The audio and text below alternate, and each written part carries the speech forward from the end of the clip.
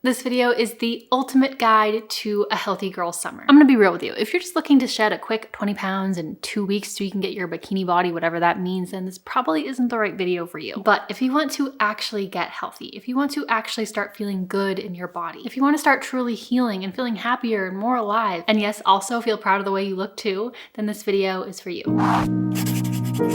Hello friends and welcome back. If you're new here, my name's Jillz and I help women step into their power, embrace their womanhood, and become their best selves. So if that's something you want to do, you should probably subscribe and stick around. So this healthy girl guide is broken up into 2 sections. So first we're going to talk about more of like the physical, practical side of all of it.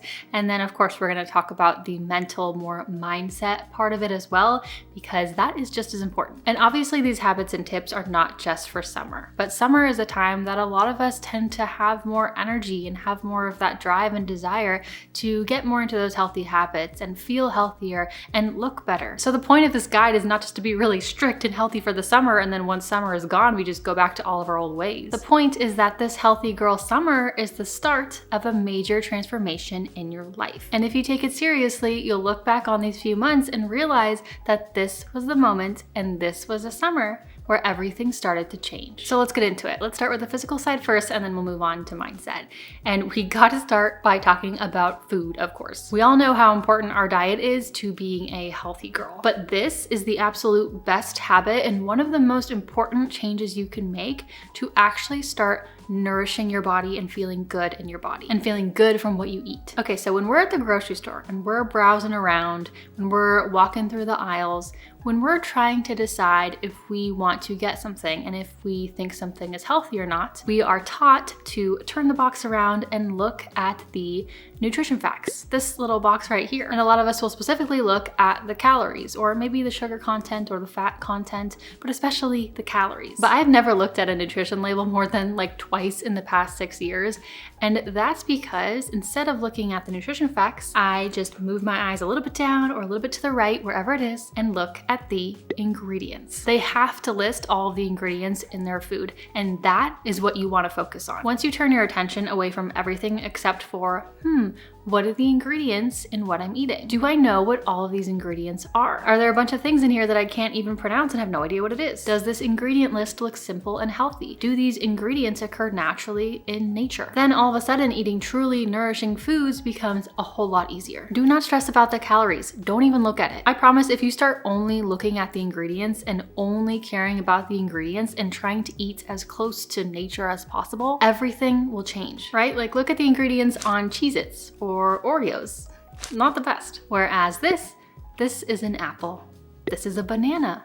These are walnuts. This is some salmon. You get my point. A lot of the healthiest foods don't have an ingredient list because there's only one ingredient. Or even these crackers from a brand called Simple Mills, which is a pretty good brand. I actually have them in my pantry right now, but just much more simple. And I know what all of these ingredients are. The point is just look at the ingredients and make simple, nourishing, healthy ingredients a priority above everything else. And next time you go to the grocery store, I challenge you, just walk through the aisles, browse through and pick up just random boxes and see what the ingredients are and just compare them to one another. It's really interesting. Just do it just to see. So some general rules of thumb for this. 1, longer ingredient lists tend to correlate with more processed junky food, but not always. This is kind of just like a general observation. Number 2, the ingredients are always listed in order of how much of that ingredient is in there. So the first, like for example, 3 ingredients is really, really important. You need to make sure you understand those. And number 3, the perimeter of the grocery store is usually where the most like simple natural foods are,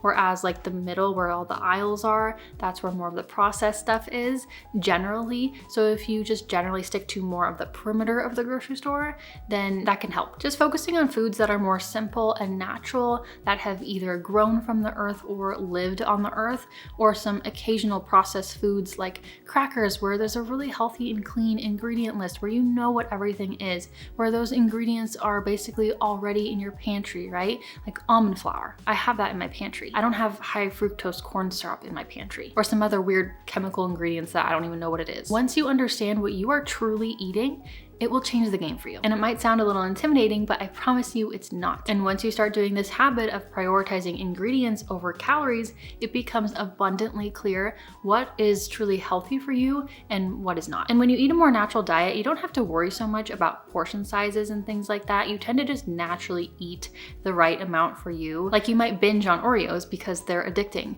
but nobody really binges on apples. Anyway, you get it. Ingredients, ingredients, ingredients. Get into the habit of checking your ingredients. Now, moving on, we got to talk about movement, right? We got to talk about food and movement because both of those things are so important for a healthy girl lifestyle. It is so important to move your body every day and be active, but it doesn't have to be you forcing yourself to go to the gym 4 times a week, unless you love that, of course. But especially in the summer, there are so many more fun ways to move your body. You can play tennis, pickleball. I'm a big fan of pickleball myself. Go on hikes or just long walks in pretty places. Swim, go paddleboarding, go kayaking, ride bikes, rollerblade. You could do so many different things. I remember like 2 summers ago, Cole and I randomly went to Target one weekend and picked up a basketball, and we just started going to the local elementary school on the weekends and using their basketball court and just playing like some random games of basketball, not like real games because we both don't really know how to play, but we were just like shooting hoops and things like that. And I suck, I'm terrible, but it was just fun. And if you really want this healthy lifestyle to stick and the habit of movement and exercise to stick, which hopefully you do, you have to start making it a part of who you are. I love to move my body. It feels good when I move my body. I feel balanced when I move my body. I look forward to moving my body. And most importantly, I identify as someone who loves to move her body. I identify as someone who is fit and active. That is so important. Your identity controls everything, including your habits. Again, do this in ways that resonate with you. So if you hate running with a fiery passion, you don't have to do it. If you freaking hate hikes, you don't need to be a hiker. But find what you love. Maybe it's bougie Pilates classes. Maybe it is going to the gym and lifting weights. Maybe it's yoga. Maybe it's tennis. Maybe it's pickleball. Everyone has something. Okay, so next let's talk about our skin and our hair. Now I feel like this is definitely more relevant for the summertime in my opinion, but sometimes you gotta give your skin and your hair a break. You know, I'm someone who does prefer to wear makeup when I'm out and about and out of the house because I just like it and it makes me feel pretty. But having a bunch of makeup on your face all the time, even if it is like cleaner, non-toxic makeup, it's still heavy and your skin needs to breathe sometimes. And sometimes it can just be really good for your skin to have a day or a few days here and there where it can just breathe, where you're not wearing any foundation. And same with your hair, where like instead of using heat tools on it every single day, be a little bit more gentle with it. Stop using so much heat. Let it air dry sometimes a little bit if that works for your hair. You know, my hair is naturally pretty straight, so it tends to look okay when it just air dries on its own. So I try to do that a lot more in the summer just to give my hair a break from all that heat. And it's so hot out here now that I'll take a shower in the morning and then I'll go eat my breakfast on the patio. And by the time I'm done, my hair will be basically completely dry. And summer is the time where that more natural look, you know, having that more like beachy, more tousled hair, that's like in, it's more of a style. It kind of fits the vibe more. So that's why in summertime, I love prioritizing this. Wearing a little less makeup, using a little less heat on my hair, and just kind of giving it a break so that my hair and skin can be healthy. Not just right now in the short term, but for the long term. Now, speaking of giving things a rest and giving things a break, you might want to consider backing off on the caffeine a little bit and giving your adrenals a rest. Now, if you don't drink coffee already, cool, but so many people drink lots and lots and lots of coffee. Sometimes we even become dependent on coffee just to do the bare minimum, and that's not healthy, and it pushes your adrenals beyond capacity. So when you drink coffee, you're consuming a stimulant that encourages your body to produce more adrenaline. And within moderation, this can be okay. You know, some people, of course, are more sensitive than others, but if it's just one coffee in the morning after breakfast, it's probably not the end of the world. But too much coffee on a regular basis over time can cause your adrenals to just be overworked, which can lead to more fatigue and less energy over the long run, which is why you feel like you might need to start drinking more and more coffee. But what you're really doing is diving yourself deeper and deeper into a hole that you probably don't want to go down. So the reason why I'm saying this, especially in regards to a healthy girl summer, is that summer is usually the time where people naturally tend to have a little bit more energy just because, you know, the sun is out more or whatever. So use that time time if you feel like you need it to back off a little bit. Maybe make a smoothie in the afternoon instead. There's also something called an adrenal cocktail. Even if you've never drank coffee, this could be really good for you. I make this occasionally and it really does perk you up. It's not an actual cocktail, but it's basically just a mix of like orange juice and like some salt and coconut water or something like that. Or if you don't want to do orange juice, you can do like pineapple juice or grapefruit juice or anything like that. But it's really, really yummy, and it is a great afternoon pick-me-up that actually supports your body and supports your adrenals. It's meant to replenish the vitamins and minerals your adrenals need to do its job. It's been a big wellness trend for a while now, so if you just type in adrenal cocktail on Google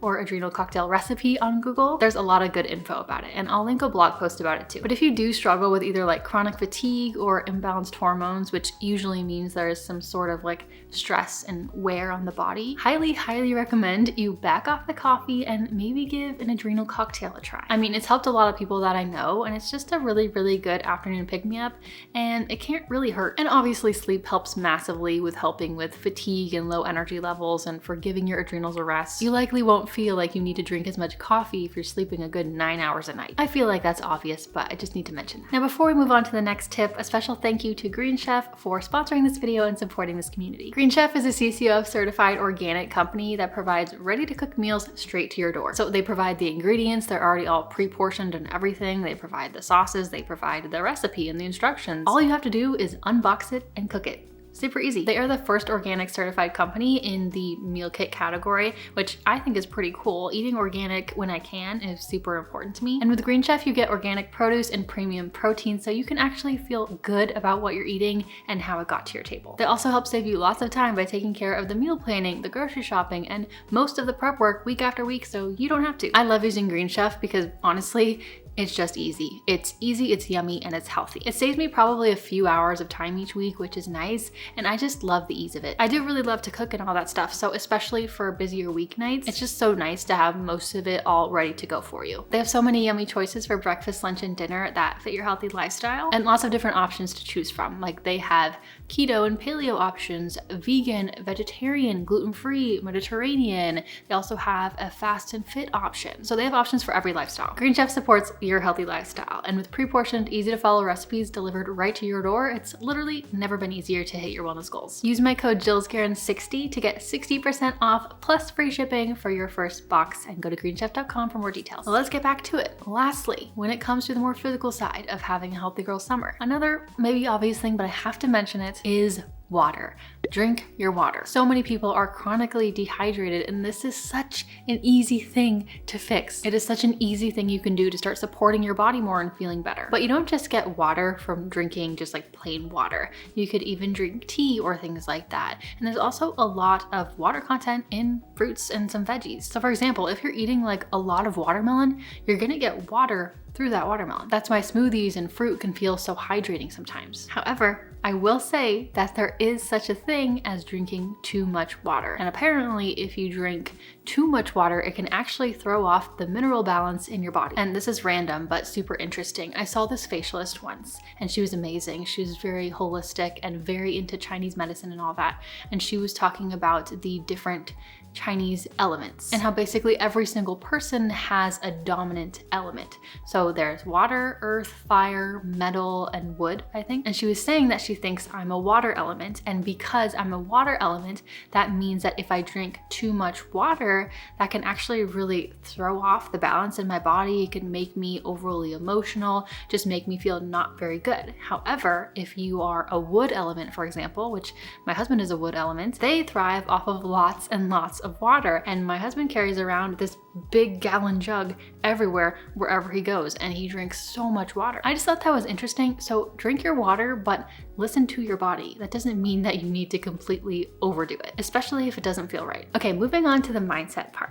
If you want to truly get healthier and start eating better, not just for the short term, but for the long term, or even if you do want to lose weight perhaps and get to a healthier weight for you, you can no longer ever say the word diet again. Like saying, I'm on a diet, or I need to go on a diet, or no, I'm dieting right now. No, you have to throw that word out of your vocabulary. You are nourishing yourself. You're taking care of yourself. You're fueling your body with the food that it needs. You're prioritizing your health and your well-being. But one thing that you are not doing is dieting. The word dieting or diet, whatever, tends to carry the energy of scarcity and lack and restriction and not good enough. And that is not the energy that you want in your life. That's not how you want to feel. We want to feel abundance and love and peace and safety. And dieting tends to have this feeling of temporary. Like when you tell someone you're on a diet, they pretty much assume that it's a temporary, restricted way of eating. And I know this is cheesy and probably really annoying, but you know the phrase, it's not a diet, it's a lifestyle. Well, it couldn't be more true. Dieting implies that you're changing what you eat in the short term, but then you're just gonna go back to all your old ways right after this. That doesn't work. Diets don't work. And the whole diet mindset does not and will not ever work. It will not ever result in what you want long term. Do you guys remember the Biggest Loser competition? It was this TV show that was on a long time ago when I was like a kid. But it was a show where overweight people would compete to see who could lose the most weight in a very short amount of time. And I mean, it wasn't healthy by any means. They were not eating very much. Sometimes they were working out like almost 8 hours a day. Like it was really crazy. But they very much looked at it as a diet rather than a new lifestyle. Nothing they were doing was sustainable. And that's why when almost all of them got off the show, literally almost all of them gained all the weight back, or most of it. They went back to their old ways. All I'm saying is that this correlation between having a desire to get healthy and fit and maybe even lose weight means that we must go on a diet is really destructive. And always using the word diet is not gonna get you to where you wanna go. It's just not, it's not the way. So cut that word out and throw it out the window in regards to this kind of stuff. Words carry meaning and they carry energy. You're not dieting, you're getting healthier. You're not dieting, you just care about how your body feels. You're not dieting, you wanna feel good. You're not dieting, you just wanna nourish yourself with the best foods. And there is a big freaking difference. Now, next, when it comes to health and habits and all that, it is not a one size fits all because we are all different. Certain habits, certain ways of eating can make some people feel really good and other people not so much because we are not all the same. And this summer, I encourage you to really tap into yourself. Get really clear and listen to your body. Tap into your intuition and your inner knowing. We all have one, you do too. And listen to what it needs. Own your way of doing things and what makes you feel good. What truly fuels your body? What foods make you feel the best, give you the most energy? What exercise and forms of movement make you feel like your best self? What ways of living put you in the best mood? What habits help you thrive? What habits give you that healthy girl glow? And what are the things that you do that give you the biggest bang for your buck in regards to the whole health world and where you reap the most massive rewards? What things do you do give you the most positive impact? And what things don't really help you out that much? Just because someone says that you need to work out first thing in the morning and then that's the best thing to do, it doesn't mean it's the best thing for you. It might be the best for them, but it might not necessarily be the best for you. Just because my husband does great off of 6 or 7 hours of sleep doesn't mean that I do. Just because one of my friends thrives off of eating salads every single day for lunch doesn't mean that I do. You have to start tapping in and taking agency over the best way to treat your body. And also keep in mind that these things can change, right? Like just because you feel freaking fantastic when you eat yogurt in the morning for breakfast, it doesn't mean that you're gonna feel that same way in a year from now. Always be tapping in and asking yourself what you need and what your body needs. Whether it's the big things like how to live your life or the little things like what you should eat for breakfast. You know better than anyone. You are the authority on your body. And the two best questions to ask for this, whether something is like in alignment with you or not, whether it's health related stuff or just with anything in life. There was this Instagram story from Jenna Zoe, who I love following on Instagram. I just really love the way that she thinks, and I screenshotted it because I thought it was really good. She said, whatever you're choosing is aligned if 1, you would still do it if no one else was doing it, or 2, you would still do it even if everyone else was doing it. I thought those were such good questions to ask, so I screenshotted that. I saved that for myself. If it wasn't the cool and productive thing to do to wake up at 5 a.m. every morning, would you still feel called to do that? Or are you just doing it because you see that sort of content everywhere? This summer is the summer to really learn who you are and what your body wants. Listen to it as best you can and follow it. The next mindset shift to have a healthy girl summer and life is to embrace a little bit of the cringe and awkwardness and let go of the fear of what other people think. What I mean is that oftentimes when we start something new, or we want to transform our lives in some way, or level up our lives in some way, or become that like next level version of ourselves, to do that, we have to make changes. And that usually involves us doing things that are new or a little bit uncomfortable to us in some way, right? Like if we're trying to get healthier and add more movement into our life, and we envision our next level self as like that cute Pilates girl. She loves Pilates. So you really want to give Pilates a try. You feel drawn to it. But just going to a reformer Pilates class when you've never been to one before can be really intimidating because you don't know how to use the equipment. You don't want to look stupid. You might be worried about what other people think. You might feel out of place. Like when you show up to something for the first time and for something completely new,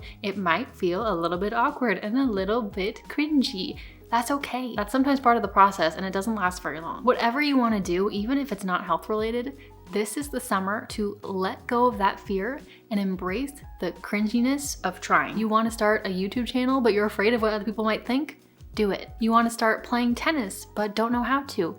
Do it. Embrace the cringe of being a total beginner. Don't let that fear and hesitation of trying something new and worrying about what other people might think stop you from leveling up your life. Just do it anyway. I promise you it won't feel as cringy as you might think. Now moving on. Perfection doesn't exist, but progress does.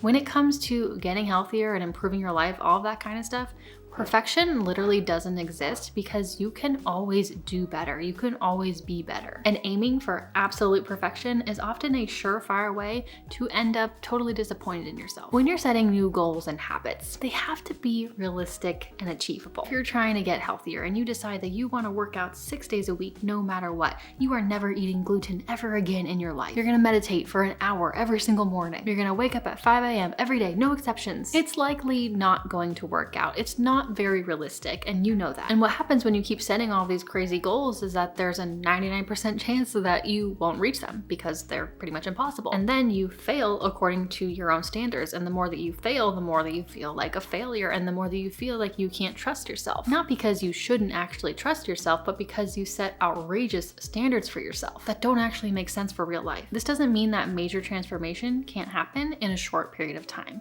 It's just a reminder to be realistic and to be honest with yourself about what your priorities really are, what is actually achievable for you at this moment in time, what's going to work for you and what's not, and to just stay focused on making progress as opposed to just being perfect from the start. Now, if you're on a healthy girl journey or a healing journey like I was several years ago, then I highly recommend you check out this video here if you haven't already. It's about 6 life-changing healthy habits for women, and some of them might not be what you might think. So I'll see you over there, or I'll just see you next time. Thanks so much for watching. I love you guys. Bye.